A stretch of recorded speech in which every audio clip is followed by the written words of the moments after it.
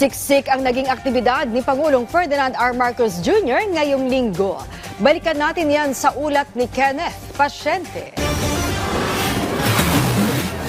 Sa unang araw ng linggo, nagkaroon ng virtual meeting si Pangulong Ferdinand R. Marcos Jr. kasama si US President Joe Biden at Japanese Prime Minister Ishiba Shigeru. Tinalakay ng tatlong lider ang pagpapalalim ng trilateral cooperation sa pagitan ng Pilipinas, US at Japan.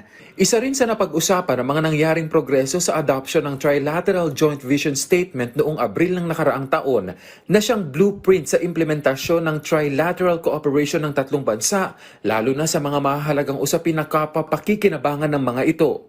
Nagkaroon din ng pulong ang Pangulo kasama ang Agriculture Department at Economic Managers. Dito iginiit ng Pangulo na hindi dapat maabala ang suporta ng pamahalaan sa mga magsasaka, lalo na ngayong planting season. Nagbigay direktiba rin ang punong ehekutibo sa Budget Department na gawin ang mga kinakailangang hakbang para umagapay sa mga magsasaka.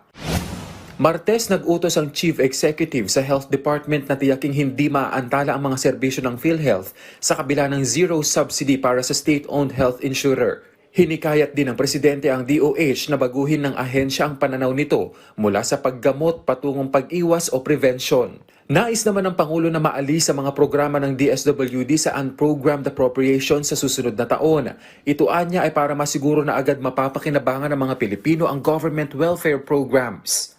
Humirit naman ang DSWD ng 41.8 billion pesos na karagdagang pondo mula sa unprogrammed appropriations para matustusan ang Pantawid Pamilya Pilipino Program o 4Ps mula Agosto hanggang Disyembre 2025. Pinatututukan naman ng Chief Executive sa DICT ang pagpaprioridad sa Common Tower Program o CTP ng ahensya, lalo't mas maraming Pilipino ang maseserbisyohan nito.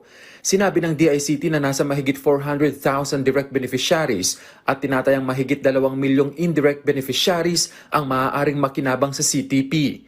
Ibinida naman ng DICT na mula sa 250 government systems, umakyat na sa 1,277 ang na-improve sa pamamagitan ng digitalization sa ilalim ng Marcos Jr. Administration. Nagkaroon naman ng courtesy call si Indian Minister of State for External Affairs Pabitra Margarita sa Pangulo. Dito ipinahayag ng dalawang leader ang pagpapaigting pa ng ugnayan ng dalawang bansa. Nagkaroon din ng phone call ang Pangulo kay outgoing US Vice President Kamala Harris. Dito ipinaabot ng Pangulo na kumpiyansa na mas mapapatatag pa ang alyansa sa pagitan ng Pilipinas at Estados Unidos kahit pa magbago ang liderato nito. Binigyang diin naman ni Harris ang kahalagahan ng patuloy na suporta ng US sa Pilipinas, lalo na sa patuloy na agresyon ng China sa West Philippine Sea.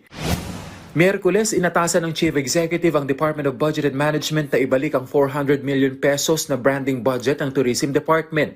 Ayon sa Pangulo, marapat lamang na maipagpatuloy ang pagpapalakas ng imahe ng bansa, lalo na sa international stage, kasunod na rin ang paggawa ng kasaysayan ng ilang Filipino artist at athlete.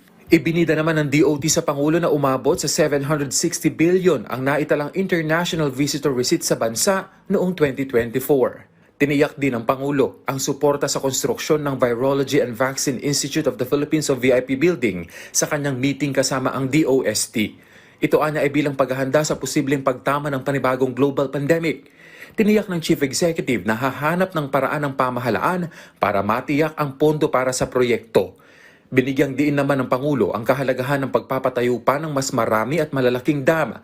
Sa meeting kasama ang National Irrigation Administration o NIA, tiniyak niya na suportado ng pamahalaan ang pagpupondo sa irrigation programs, gaya ng ilang proyekto sa Ilocos Norte at Tarlac. Malugod ding tinanggap ng Pangulo sa Malacanang si Japanese Foreign Minister Iwaya Takeshi sa isang courtesy call.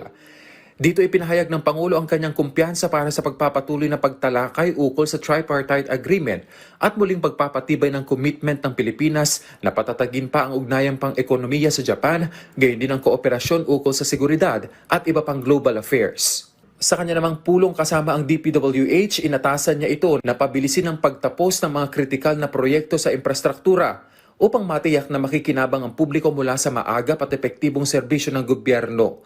Dapat din anyang iprioridad ang project maintenance, pagsasagawa ng mga feasibility study at pagtugon sa issue ng right-of-way upang mapabilis ang pagpapatupad ng mga proyekto. Sa kanyang pulong kasama ang DepEd, pinuna ng Pangulo ang budget gap para sa mga proyekto ng ahensya sa kabila ito ng pagpaprioridad ng pamahalaan sa sektor ng edukasyon. Punto ng Pangulo, isa ang sektor na ito na dapat mabuhusan ng pondo. Tumanggap lamang ang DepEd ng 737 billion pesos mula sa 748 bilyong proposal nito. Gayunman binigyang diin ng Pangulo ang kanyang pangako at pagtutok sa pagpapabuti ng edukasyon. Iginiit naman ng Pangulo ang kahalagahan ng pagpapabuti ng skills development program sa kanyang pulong kasama ang TESDA. Gayon din ang pagpapatibay ng pakikipagtulungan sa mga lider ng industriya upang makalikha ng mas marami pang trabaho para sa mga Pilipino. Inatasan din niya ang ahensya na suriin ang kanilang mga estratehiya at tiyakin na ang mga proyektong ito ay naaayon sa layunin ng administrasyon na makamit ang inklusibo at sustainable na pag-unlad ng ekonomiya. Kenneth Pasyente, para sa Pambansang TV, sa Bagong Pilipinas.